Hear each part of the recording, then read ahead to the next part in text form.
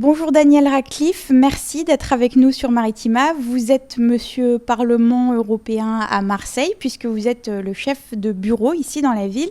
Quel est votre rôle concrètement ? Notre rôle ici à Marseille est celui, en temps normal, hors période électorale, de promouvoir et appuyer, soutenir l'activité de nos députés européens et donner des informations sur les activités du Parlement européen, ce qu'il fait, ce qu'il ne fait pas, travailler avec la presse, travailler avec les parties prenantes, tous ceux qui sont intéressés par l'activité du Parlement. Dans le cadre des élections, par exemple, on a fait le flocage des bus, des trams, à Nîmes, à Montpellier, à Nice, à Toulouse.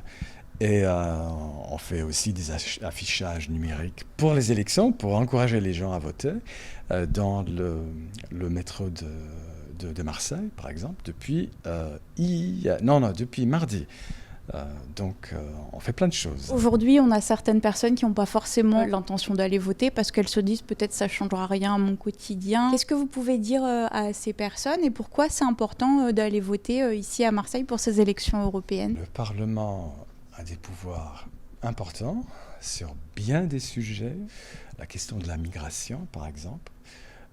La question de la régulation des marchés du numérique, l'intelligence artificielle. Enfin, d'ailleurs, récemment, le Parlement a adopté des règles sur les intelligences artificielles pour commencer à chercher l'équilibre entre la liberté d'innovation et la protection des citoyens.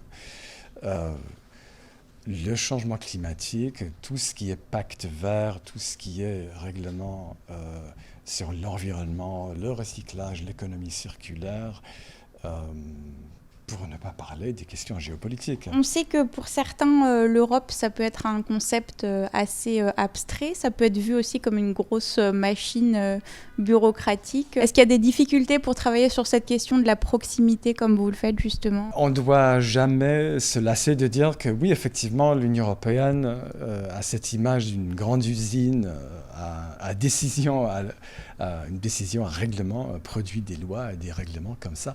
Mais en réalité, c'est une machine compliquée. Je vous explique rapidement. Vous connaissez peut-être le triangle institutionnel. Donc il y a la Commission, Parlement européen, Conseil de l'Union européenne, ou bien on utilise aussi le terme Conseil des ministres. C'est la Commission qui propose les lois, généralement. Généralement, je dis, c'est toujours la Commission qui propose les lois, mais parfois, elle suit les conseils des autres institutions, notamment le Conseil européen. C'est le Parlement européen et c'est le Conseil de l'Union européenne qui a la tâche d'approuver, de modifier ou de rejeter ces lois.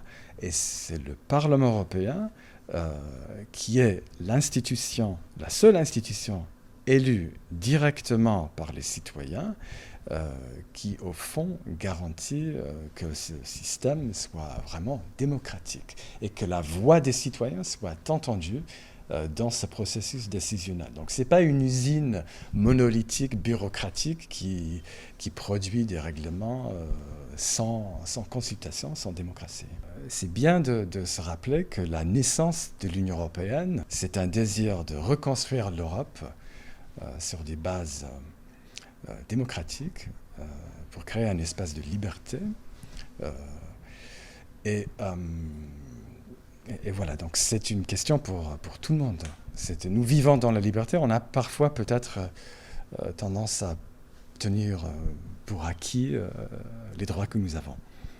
Et c'est l'une des raisons de votre présence ici à Marseille aussi, de promouvoir toutes ces valeurs. On va parler un petit peu de ce bureau. Depuis combien de temps il existe ? Vous êtes combien ici ? Alors, on n'est pas très grand, on est 3 personnes. On a 2 stagiaires très efficaces aussi. Et le bureau... Alors, moi, je suis là depuis le mois de février, donc je suis tout nouveau. Le bureau, en revanche, existe depuis 1999. Vous êtes ici depuis assez récemment. Du coup, c'est important qu'il y ait des roulements comme ça au niveau des représentations ou pas forcément ? Il y a de façon générale, oui, toujours des changements pour apporter des idées nouvelles, des perspectives rafraîchies. Tout à fait.